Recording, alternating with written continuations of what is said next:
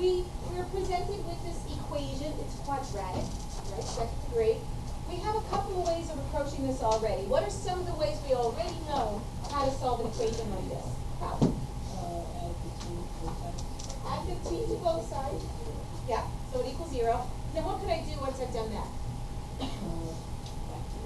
Factor it. Set each factor equal to 0, right? That's one method. What's another method? What's another method?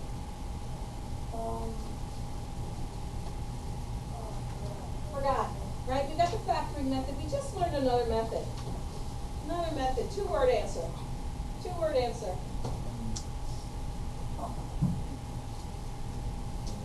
Two words. Oh, I gave it a mental block there. Two-word answer. No, two-word answer. Quadratic formula. Quadratic formula. Now you would do the same thing, right? You would add 15 to this side equals 0. Ax squared plus bx plus c. Quadratic formula is?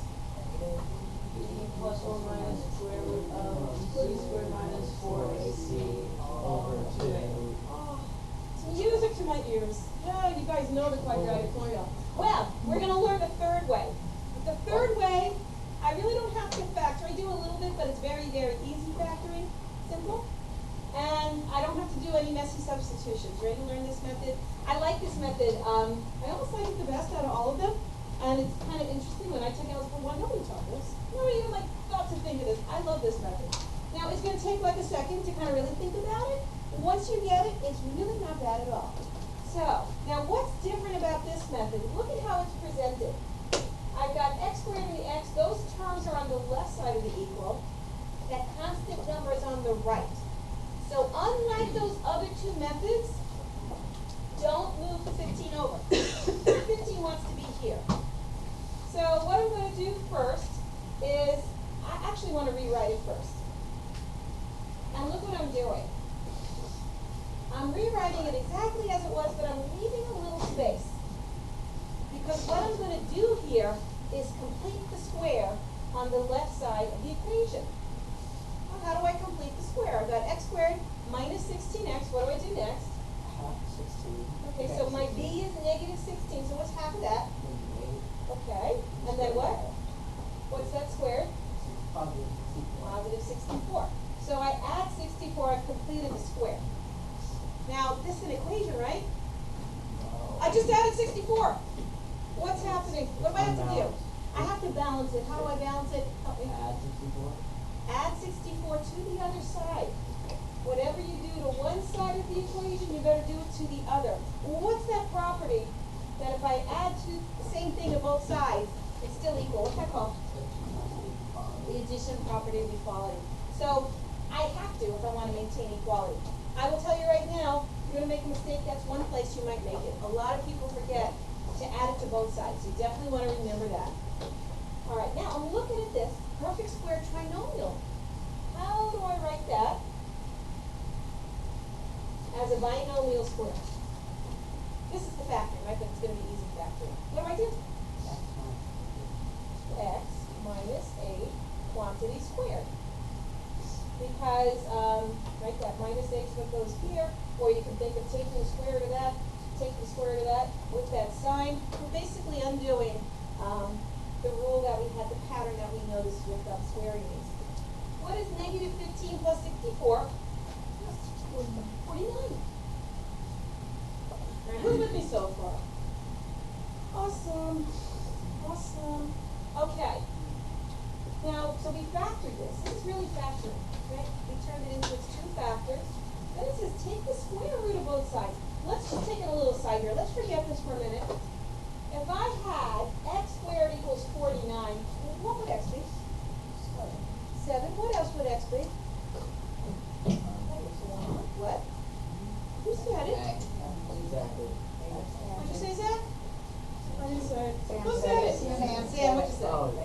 Negative 7. Let's think about that. 7 we can see. 7 times 7? 49.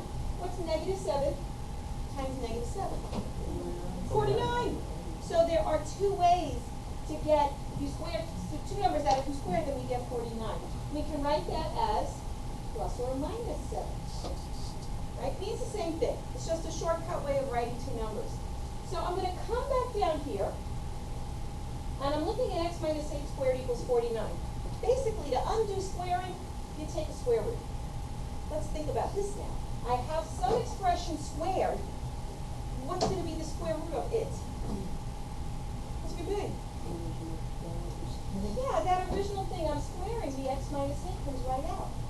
Now, so that's the square root of this side. What about this side? 7 or what? Plus or minus 7. I'm going to tell you the second most likely place you will make a mistake. It's right here for getting the negative root of that. It could be plus 7, it could be minus 7. Now, I want you to look at this. We've gotten rid of the square. This is no longer second degree. We now have, this is our old friend. How do you solve an equation? How do you isolate x? What would I do? Add 8 to both sides. So x equals 8 plus or minus 7. Now, these are two numbers, isn't it? It's 8 plus 7. It's 8 minus 7. Let's start with 8 minus 7. What's 8 minus 7? What? What's 8 plus 7? That's all I'm... That's kind of cool. Oh, it did it. Doesn't matter. He looks very perplexed. Like magic. There's no horrible substitution like you have to do with the quadratic formula. Very, very easy factoring, unlike some things we might have to factor. And just kind of one last question here. Are there ways to verify that this is correct? How might I verify I have the correct solutions here? Yeah? Yeah, let's take a 1 in here. I have 1 squared minus 16 times 1. Is that negative 15? Well, that's 1 minus 16. Awesome. Oops. So that works. If you were using a calculator, I'm not good at using that in my head, but if you type in 15 squared minus 16 times 15, what do you get? Negative 15. So we can verify it like any equation by just plugging it in.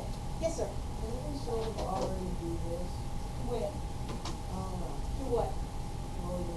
Yes, absolutely. That's how you verify an equation. You plug it in. This I don't think we've done. The other thing you might want to do is maybe use one of the other methods, maybe factor it or use the quadratic formula. If you're really not sure. Or you could try and bracket it and look for zeros. Right? There's lots of different ways that you can do this. So just to kind of repeat, the places you might make a mistake or common places are forgetting to add the 64 and forgetting that plus minus. Very common place to make a mistake. Yeah. So, say we have a paper with, like, an equation like this, x squared minus 10 plus 15. If we move over it, we subtract between both sides to get so that. That's a great question. What if they presented the question to you this way? What do you think? Yes. Yeah, why not? Why is that okay to do that? He said, can you do this? Can you move that over to put it in the form that we want for this kind of a process? Absolutely. We're just using the subtraction property of equality. That guarantees it's still equal. Sure. Math will let you do that. Why not? That's a great question. Well, let's look at a couple more examples. I have a few more. I want to kind of walk through another one. This is kind of an important point here. So this is kind of your question.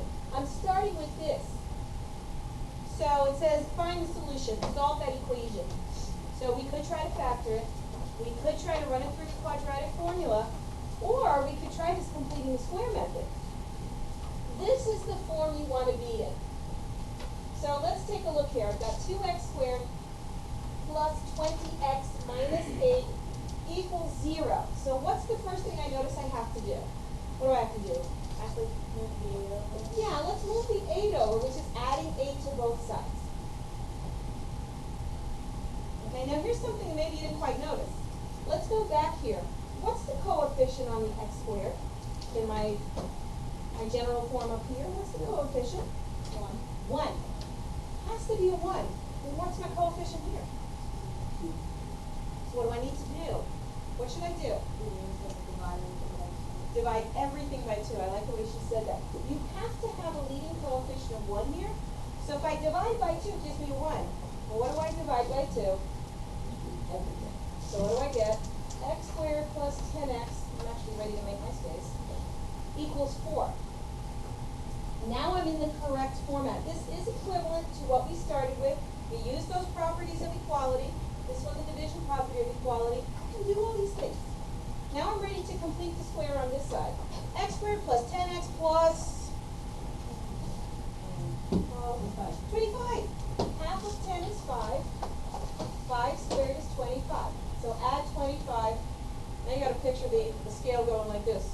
we gotta balance it out. So we gotta balance it out. So let's add 25 to both sides. Don't forget it. Put a little extra note here. These are my notes. I might be doing this and maybe putting an arrow or something here. Very common mistake to forget to do that. Next thing I'm gonna do is turn my perfect square trinomial into the binomial square. You know what that one's gonna be? I know, but what is, pi squared? How do you do that? You take half this number and then you square it. Alright. Half the number squared. How am I gonna write this? X plus 5 squared. Right? And then what's gonna be on the right side? 29. Okay, this might be a little bit of a tricky step here. At this point, I have something squared equals a number. I want to get rid of the square. How do you undo squaring something? Take the square root. So what's the square root of this side? X plus 5 just comes right out. What about this side? Square root of 29. What's the square root of 29? Oh, it's the square root of 29. Except what else? Plus or minus.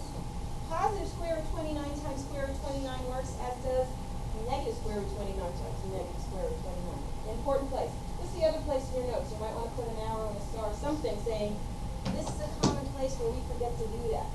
I'm almost there. What happens here? Subtract 5 from both sides. Now I've got x equals negative 5 plus or minus square root of 29. In general, you do want to put the plus or minus radical on this side. So, I mean, you could say plus minus 29 minus 5, but just don't. So it's going to look like that. This is the exact solution. There are two numbers here.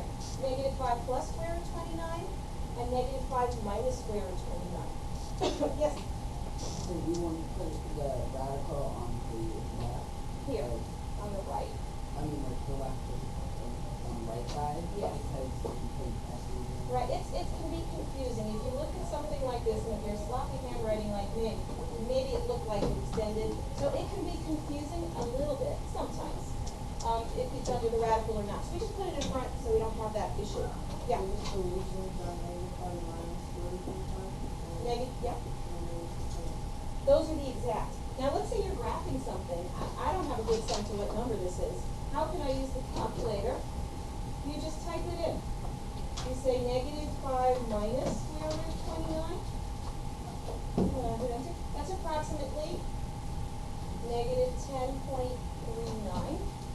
And then I type in the other one, negative 5 plus square root of 29, approximately 0.39. And you would have gotten the same solution if you did quadratic formula. This one I don't think we could have factored. Yeah. And what I did then was I completed the square on this. So I said half of 10 was 5, then you half it, the square. I got 25. If you add 25 to one side, you have to add it to the other. So that's where the completing the square part is comes in. Yeah. X squared plus 6 when we can? I don't know. Is it kind of an irrational number? I think this one would have been hard to factor. If we're able to factor it?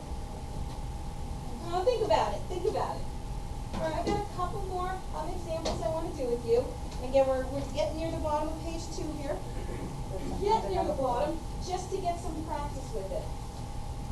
All righty. What do I have to do first here? Right, this is perfect if I was doing factoring or quadratic formula. What do I need to do? Exactly. For completing the square, we want the x squared and the x terms over here, and we want the constant on the other side. Now notice I made a little space here. I made some room. Why did I make some room? Because why? Because I can. Why do I want to do that? Because what's my next step here? Yeah, square That's a complete square. square position of z. Right. I need to complete the square. I'm making room for that. Let's move over. What am I going to put here? 9. Let's take that. Right? Take half of 6 and square. That's where that came from. But, whoop, I just added 9. I got to add 9 to the other side. So now I'm going to turn this into something squared. So what am I going to get here?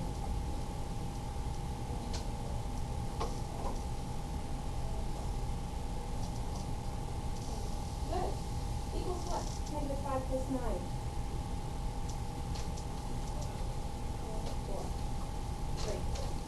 Okay. Now I'm at the point where I've got some quantity squared, some expression squared equals this number. What's the next step? I want to get rid of that squaring now. You can get rid of it. What should I do? Take the square root. Right? What's the square root of x plus 3 squared? Well, the x plus 3 comes right out. How about the 4? What's going to happen to this thing? What's going to happen? What is it? 2. What else does it become? -2. It's plus or minus 2. Square root of 4 is 2.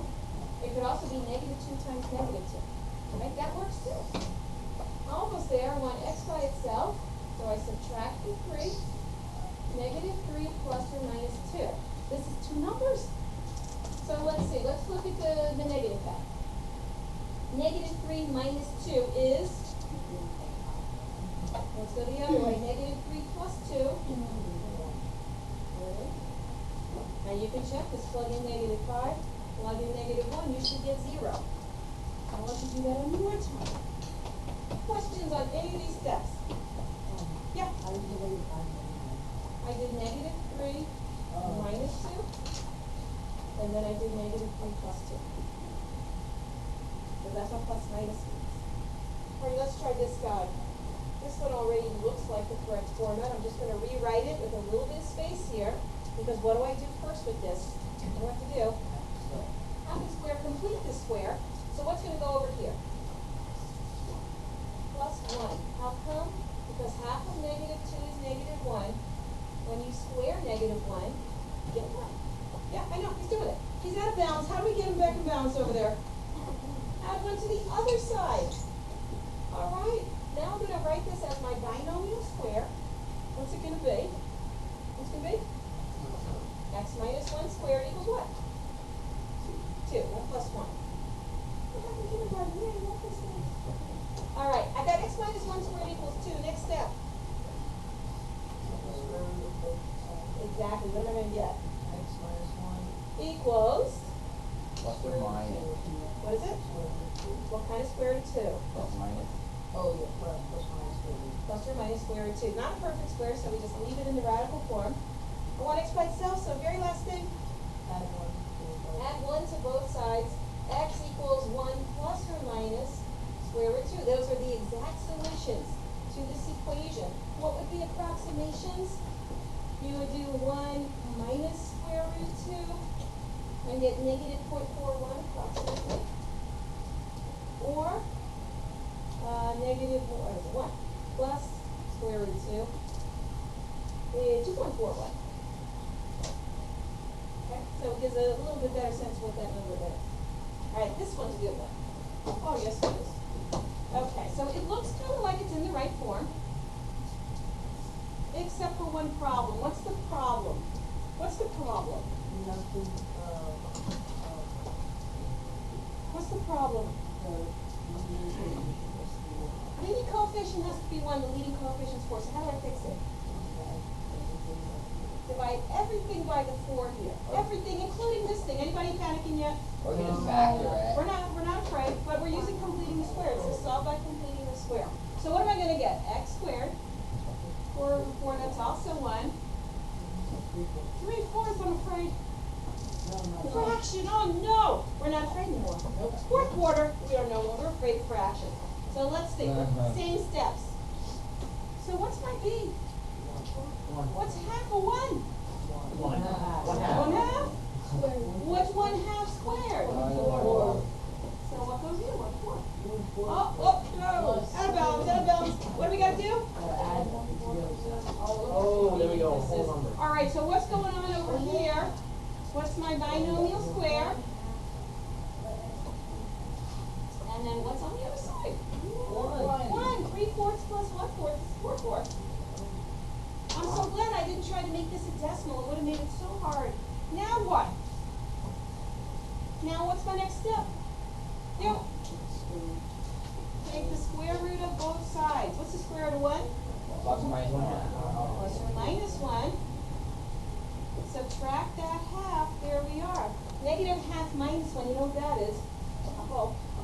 negative 3 halves, negative half plus 1, 1/2. If you don't know it, you're writing it out and working into it. Questions? Easy. It's not so bad. We can do this, awesome.